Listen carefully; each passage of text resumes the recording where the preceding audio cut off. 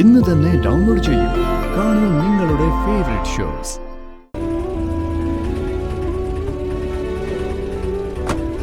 ഇത്രേ ഇത് മതി.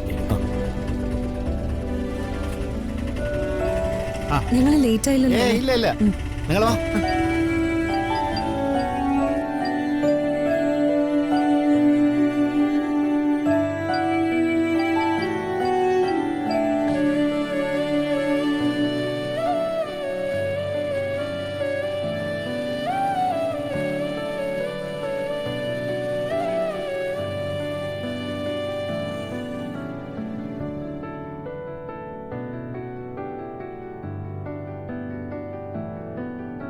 ഇന്നിവിടെ വേറെ കല്യാണമുണ്ട്.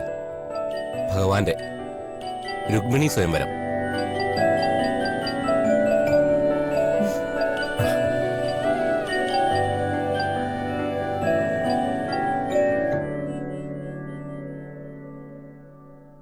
ഒരു കല്യാണ നാടകത്തിന് ഇത്ര ഒരുക്കങ്ങൾ തന്നെ ധാരാളമല്ലേ?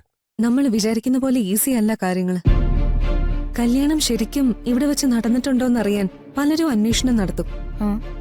അതുകൊണ്ട് എല്ലാം അതിന്റേതായ രീതി തന്നെ നടത്തണം. നിങ്ങൾ ടെൻഷൻ ആവണ്ട, അതിന് വേണ്ട എല്ലാ ഏർപ്പാടുകളും ഞാൻ ചെയ്തിട്ടുണ്ട്. കല്യാണം കഴിഞ്ഞ നേരെ ഇന്ദ്രപ്രസ്ഥത്തിലേക്കല്ലേ പോകുന്നത്? അല്ല, അങ്ങനെ ചെന്നാ സംശയിക്കും. ആദ്യം ദുർഗയുടെ വീട്ടിലേക്ക് പോണം. അത് റിസ്ക് അല്ലേ? അവിടെ ചെല്ലുമ്പോ അവര് വിവാഹം അംഗീകരിച്ച് നിങ്ങളെ സ്വീകരിച്ചാ പിന്നെ എന്ത് ചെയ്യും? അങ്ങനെ സംഭവിക്കുന്ന എനിക്ക് തോന്നുന്നില്ല. ദുർഗ, അക്ഷരയ്ക്കായി വീട്ടിലുള്ളവര് ശരിക്കറിയാത്തോണ്ടാ ഇങ്ങനെ ഒരു സംശയം തോന്നിയത്. ഇരണേ, നമുക്ക് അങ്ങനെ ഒരു മുൻവിധി മനസ്സിൽ വേണ്ട. അക്ഷര പറഞ്ഞതിലും കാര്യമുണ്ട്. അങ്ങനെ ഒരു പ്രശ്നം ഒഴിവാക്കേണ്ട പണി ഞാൻ ചെയ്തോളാം. നിങ്ങളെല്ലാം ചടങ്ങിന് വേണ്ട കാര്യങ്ങളൊക്കെ ചെയ്യും. ഞാൻ ഇപ്പൊ വരാം. എങ്ങോട്ടാ? ഒരു ചെറിയ പരിപാടിയുണ്ട്. നിങ്ങൾ ചെല്ലി, സമയം കളയണ്ട. അഖിലേ, ആ മൊബൈൽ ഇങ്ങെടുക്ക്.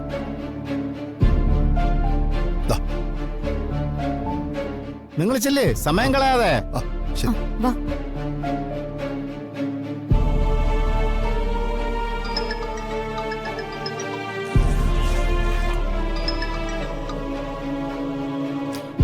ഹലോ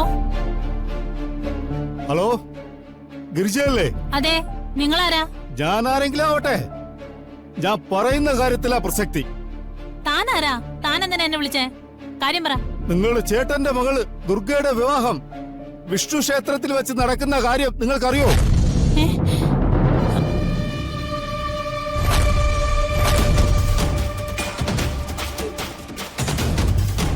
ഹലോ, നിങ്ങൾ എന്തൊക്കെയാ പറയുന്നേ? വെറുതെ അനാവശ്യം പറയരുത്.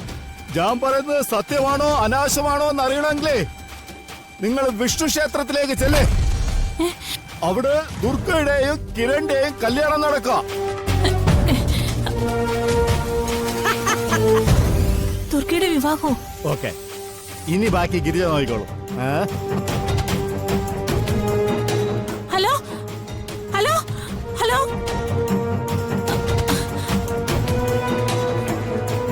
ഈശ്വര, അയാൾ പറഞ്ഞ സത്യമായിരിക്കോ? നാത്തൂനെ വിളിച്ച് വിവരം പറഞ്ഞാലോ? അല്ലെങ്കിൽ വേണ്ട, ക്ഷേത്രത്തിൽ പോയി നോക്കാം. ആരെങ്കിലും പറ്റിക്കാൻ പറഞ്ഞതാണെങ്കിലോ? ചേട്ടാ, ഞാനിപ്പോ വരാവേ. നവദുർഗേ വനദുർഗേ സർവവും നീ ചിന്മയി